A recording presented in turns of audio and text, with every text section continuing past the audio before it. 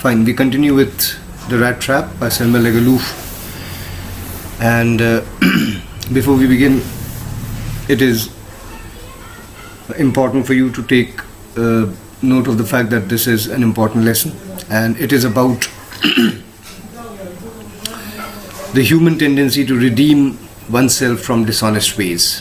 And as I've already discussed, when you get back something valuable that you've lost, you redeem that thing. And the author Selma Legaloof makes use of a metaphor, and she likens the world to a very big rat trap, wherein people are tempted by way of the riches, the wealth, the food, the clothes, the heat. These are different baits. So we come across a rat trap peddler, and this rat trap peddler, he earns his living by selling rat traps, by indulging in petty thievery, and by begging. He indulges in petty thievery and begging because his business of selling rat traps is understandably not profitable. Therefore, he resorts to stealing small things and begging, because he finds it very difficult to make both ends meet. Therefore, the author Selma Legaloof describes the rat trap peddler as one who deserves and evokes pity. He has been described as pitiful and pitiable, pitiful and pitiable person. He is a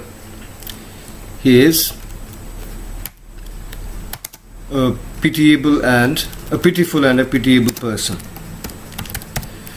meaning thereby he deserves pity and he evokes, his sight evokes pity. How? When we first meet him, we find that the author tells us that hunger shines in his eyes, and he leads a very lonely existence.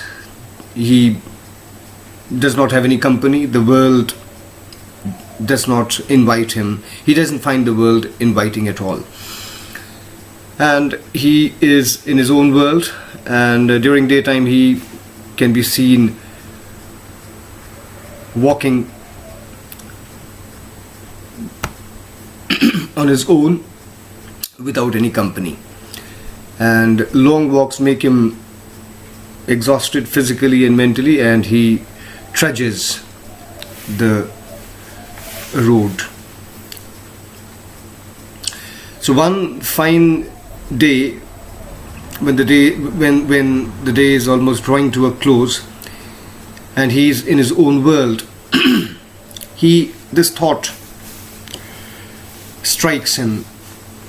This thought of the fact that this world is a very big rat trap, and that it existed for no other reason, and that this world with its different baits in the form of money, in the form of food, in the form of clothes, in the form of the warmth of house or home, they draw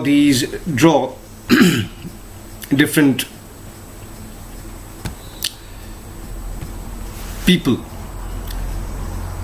tempt them and draw them towards it. And a needy person is drawn towards them, and once he catches, or once he is tempted towards that particular bait, the world closes in on him, and the life comes to an end for him. Now, I have already told you that the baits would be different for people sitting on different rungs of the social hierarchy. So for a beggar, food, obviously food, clothing, warmth of a house would be baits. For a wealthy person, more wealth would tempt him. He would love to have more wealth and more wealth, and this greed never ends. And once when something tempts us, we run towards it, and we stop enjoying simple joys of life, and that is how the world comes to an end. So this thought, obviously because he is a rat trap peddler, he makes rat traps himself by stealing material from here and there. So this thought of the world being a very big rat trap struck him, and he took an unusual joy in likening the world to a very big rat trap, because he took solace or comfort in the fact that he had never been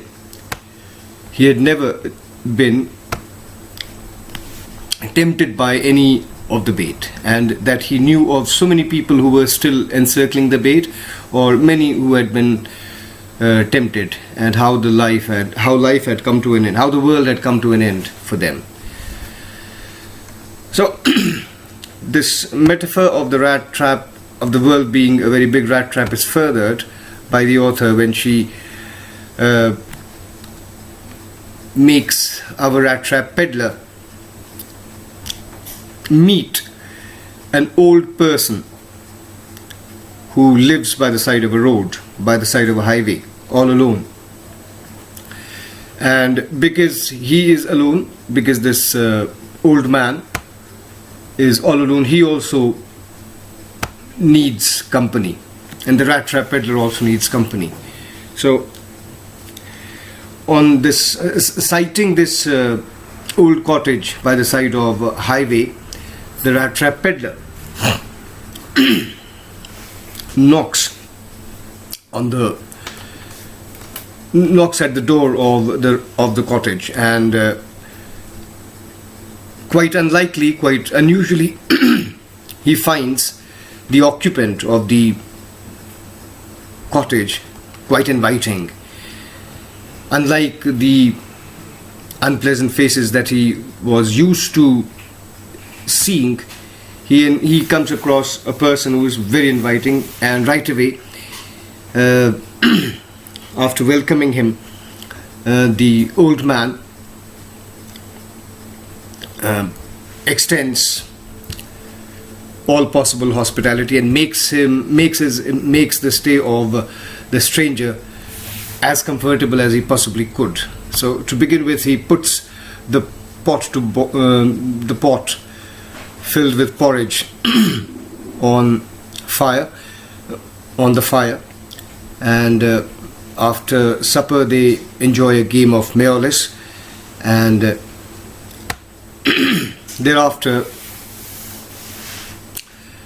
wishing each other the time of the day, they retire for the day and wake up the following morning.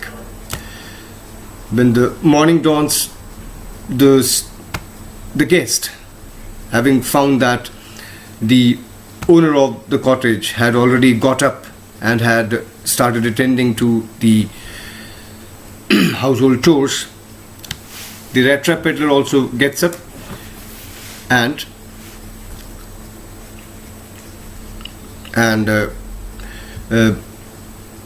starts walking towards his destination. However, something very important happens the previous evening. Something very, very important, which can be termed as a turning point in the life of the rat trap peddler. Something very, very important happens. Now, the occupant, the owner of the cottage, was a quite trusting person. He was a very, very trusting person.